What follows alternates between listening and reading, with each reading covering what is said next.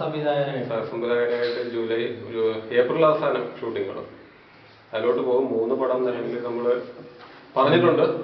അതിനകത്ത് ഒരു പക്ഷേ സമയം ശരിയാണെങ്കിൽ രക്ഷപ്പെടും, അല്ലെങ്കിൽ അതിനകത്ത് തുടരും. നീ ഒന്നുമില്ലെങ്കിലും വല്ല ജഡ്ജായിട്ടായാലും പോയിരിക്കാമല്ലോ ഒരു പടത്തിലേലും പോകാൻ.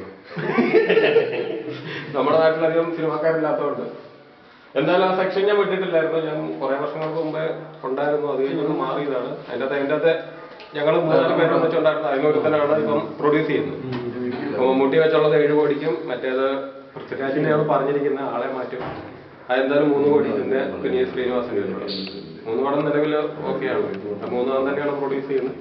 അപ്പൊ അതിനകത്ത് പോകും. നിലവിൽ അതിന് വരെ കഞ്ഞി കുടിക്കാൻ വേണ്ടിയിട്ട് ഞാൻ ബയോഗ്യാസിന്റെ ഗവൺമെന്റിന്റെ ലൈസൻസിയാണ്. പിന്നെ ജലനിധി പ്രൊജക്റ്റിലും ഉണ്ട്. അപ്പൊ ഏപ്രിൽ വരെ ജലനിധി വർക്ക് ചെയ്യും. ആവുമ്പോൾ അങ്ങോട്ട് പോകും. വലിയ കുഴപ്പമൊന്നുമില്ല.